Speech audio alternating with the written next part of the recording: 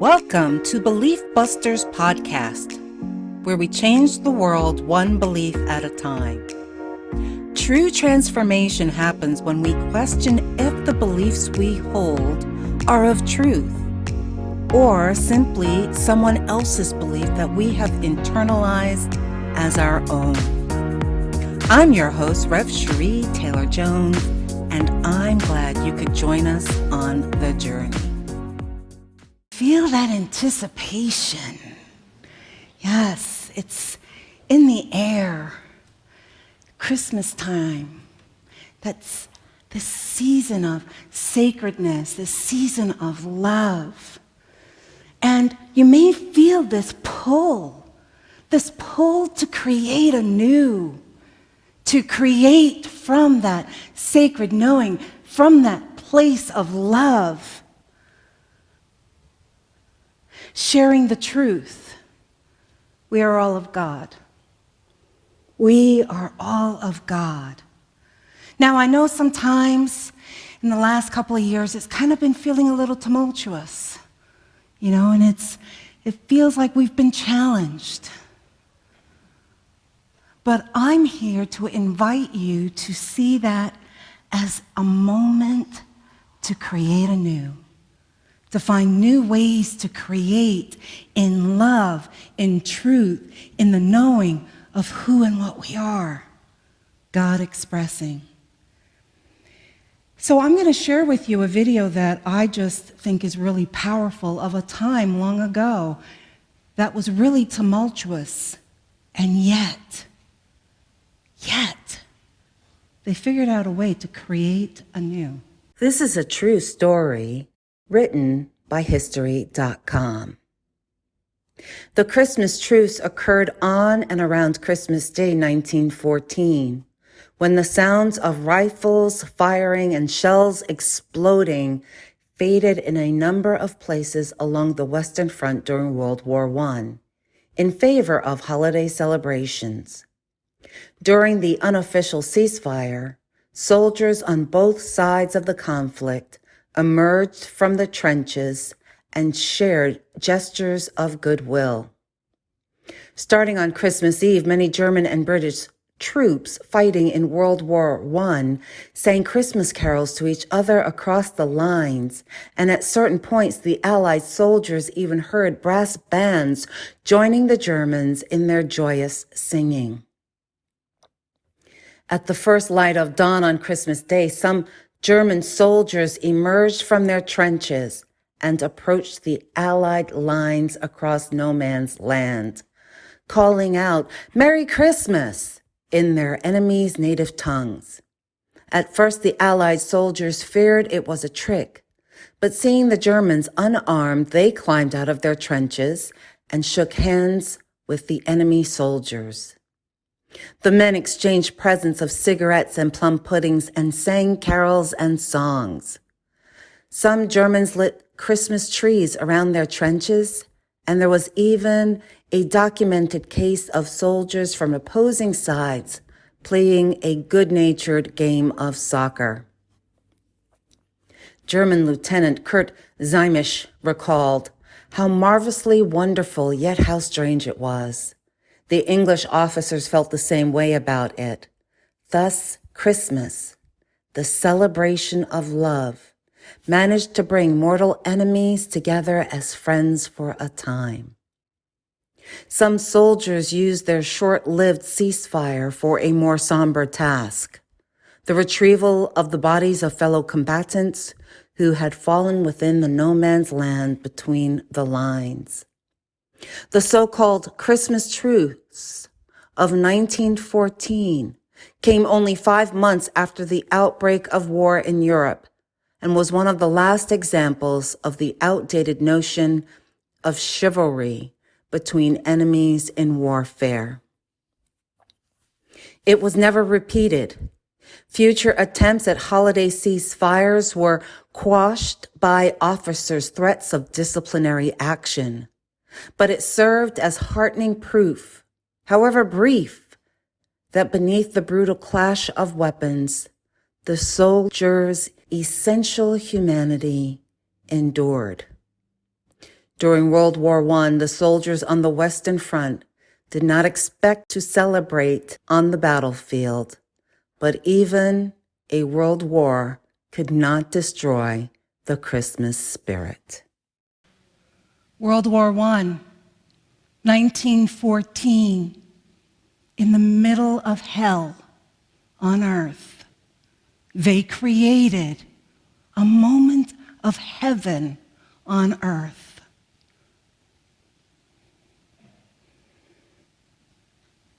They were guided to the knowing of oneness regardless of nationality. And so that Christmas in 1914, they were able to celebrate the real meaning of the birth of Christ. So my question is, if soldiers in the middle of wartime,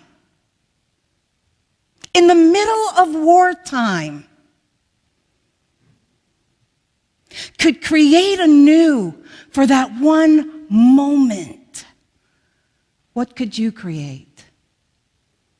What will you create? If you got clarity on what's yours to do, on what's your purpose.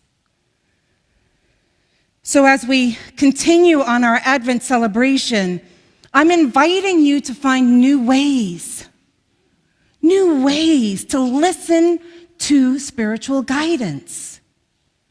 This is the fourth week of Advent. The theme this week is love.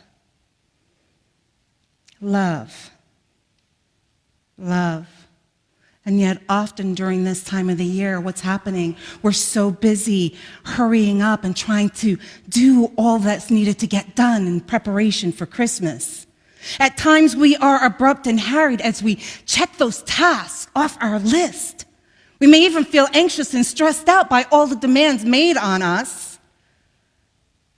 And when someone wants just a little bit of our time and our compassion, we may even get annoyed at the impact that this is going to take on our getting our list done.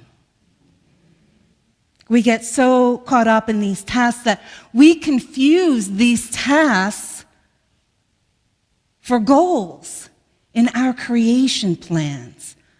Maria Namath, in her book, The Energy of Money, says that we are often so busy accomplishing tasks that have nothing to do with the life we want. She also says that we get confused thinking that our tasks are our goals. And I love that she pointed out, how do we tell the difference between a task and a goal? And she says, when we finish a task, we feel relief. Got her done. But when we complete a goal, we feel joy. Joy. That's pretty powerful, isn't it? Namath also reminds us that to live a meaningful life, we must create those goals anchored in our life intentions, because when they are anchored in our life intentions, what that means is it provides a conduit for energy to bring these goals into physical reality. And our life intentions are who we are at depth. It's the heart of us. What are we passionate about? What really matters to us? And what makes us whole and complete? It's so easy to forget our true nature. We get caught up in our societal roles and lives lived by conforming to other people's expectations of us. You know, in Unity, we have a saying, it's all love and love is all there is, right? Nothing else matters. But do we really live our lives as if that is our truth? So I want to share a story with you. It is written by Willie Eagle, and it's a powerful example of living in action from love. And the title is Because of Love. A brother and sister had made their usual harried, obligatory pre-Christmas visit to the little farm where dwelt their elderly parents with their small herd of horses. The farm was where they had grown up and had been named Lone Pine Farm because of the huge pine which topped the hill behind the farm. The young siblings had fond memories of their Christmas here, but the city bustle and hustle added more excitement to their lives and called them away to a different life. The old folks no longer showed their horses, for the years had taken their toll. And getting out to the barn on those frosty mornings was getting a little harder, but it gave them a reason to get up in the mornings and a reason to live. Angry as they prepared to leave, the young siblings confronted their parents. "Why do you not at least dispose of the old one? She is no longer of use to you. It's been years since you had foals from her. You should just cut corners and save so you can have more for yourselves.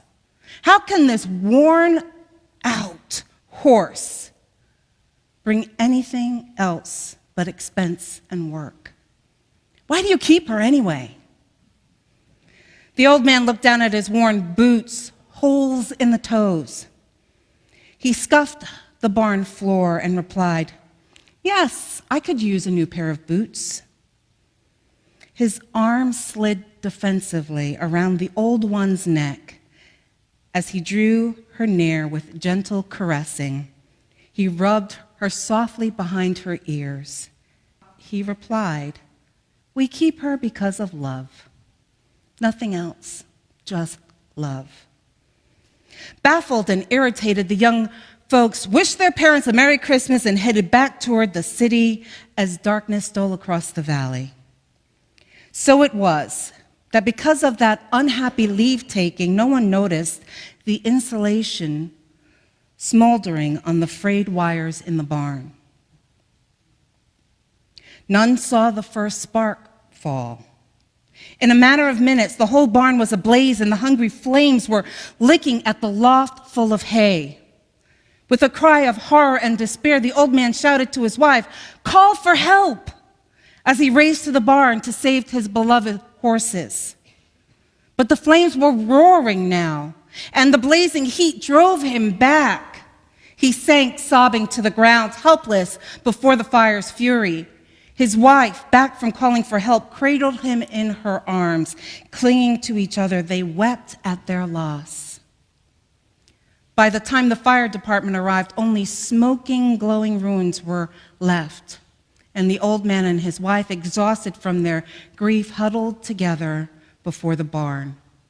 They were speechless as they rose from the cold, covered ground. They nodded thanks to the firemen, as there was nothing anyone could do now. The old man turned to his wife, resting her white head upon his shoulders as his shaking old hands clumsily dried her tears with a frayed red bandana. Brokenly, he whispered, "We have lost much, but our home has been spared on this eve of Christmas. Let us gather strength and climb the hill to the old pine where we sought comfort in times of despair. We will look down upon our home, give thanks to God that it has been spared, and pray for our beloved, most precious gifts that have been taken from us." The journey up the hill was hard for the old bodies in the steep snow. And as they stepped over the little knoll at the crest of the hill, they paused to rest. Looking up to the top of the hill, the old couple gasped and fell to their knees in amazement at the incredible beauty before them. Seemingly, every glorious, brilliant stars in the heavens were caught up in the glittering, snow-frosted branches of their beloved pine, and it was aglow with heavenly candles. Suddenly, the old man gave a cry of wonder and incredible joy. Amazed and mystified, he took his wife by the hand and pulled her forward. There, beneath the tree, in resplendent glory, a mist hovering over and glowing in the darkness, was their Christmas gift. Shadows glistening in the night light. Bedded down around the old one, close to the trunk of the tree, was the entire herd safe. At the first hint of smoke, she had pushed the door ajar with her muzzle and had led the horses through it. Slowly, with great dignity, never looking back, she had led them up the hill, stepping cautiously through the snow. The foals were frightened and dashed about. The skittish yearlings looked back at the crackling, hungry flames and tucked their tails under them as they licked their lips and hopped like rabbits. The mares that were in foal with a New Year's crop of babies pressed uneasily against the old one as she moved calmly up the hill and to safety beneath the pine. And now she lay among them and gazed at the faces of the old man and his wife. Those she loved, she had not disappointed. Her body was brittle with years, tired from the climb, but the golden eyes were filled with devotion as she offered her gift. Because of love. Only because of love. Tears flowed as the old couple shouted their praise and joy. And again, the peace of love filled their hearts. Heartwarming, isn't it? So why did I share this with you? To make you cry, of course, yes. But because I'm inviting you to listen to your spiritual guides. Listen as they remind you of your truth and how to create anew. You see, spiritual wisdom comes in many ways. That story may or may not be true, but it doesn't matter, does it? It doesn't matter because there's an opening that just happened. So spiritual wisdom comes in many ways. It could be a story. It could be a stranger. It could be a book, a conversation, a walk in nature, meditating, or even through a virtual service like this here. There's lots of tools that you can utilize to manifest the life that you really want, the life that you deserve, the life that you incarnated to have before you forgot. So let's talk about a few of those tools. Giving yourself time to breathe, but not just breathe like, no, breathe deeply, right? Science has already proven that breathing deeply allows the heart rate to slow down, releases those chemical endorphins within our body that flows through the nervous system, calms us, releases anxiety. Breathing deeply improves our ability to pay attention. It even reduces pain levels.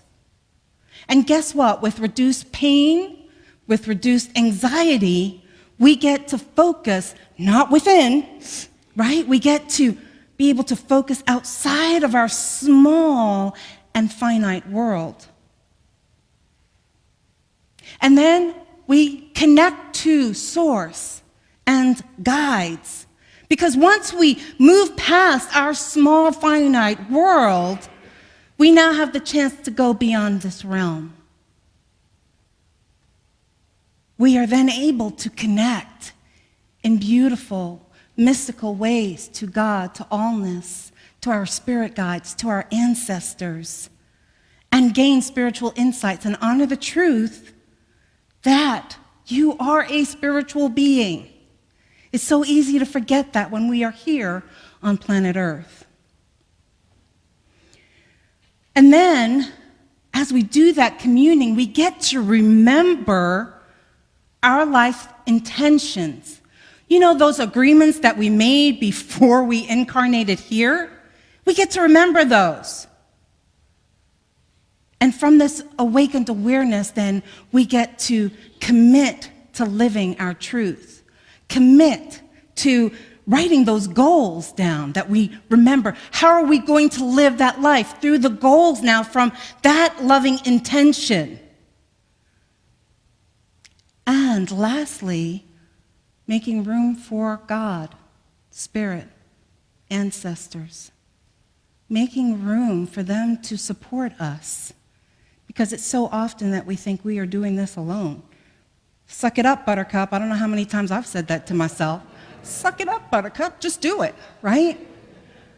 forgetting that I have support. Forgetting I have support if I allow God to be worried about the outcomes and simply focus on what my goals are. So, as I mentioned to you just a little while ago, our theme this week is love. Love. If you're at home and you haven't lit your Advent candle, I invite you to do so now as we look at really going into our meditation practice and affirming this week's affirmation. This week, it is, I receive and embrace the spiritual guidance I am given, which shows me how to create love and abundance in my life. This Christmas, you are creating anew. This Christmas, I invite you to create from a place of love, a place of possibilities, a place of this now moment. If you are enjoying these conversations about assessing your belief systems and how to transform outdated beliefs, then please subscribe and give us a positive review. To support this podcast and its transformative work, you can also become a sponsor for as little as $5 a month. You can reach Rev Cherie at info@beliefbusterspodcast.org. To continue on this journey of evolution, you can also get my book, Turning Your Why into Why Not, at Amazon or any other bookstores, which gives you practical tools to do this work. See you next time on the flip side.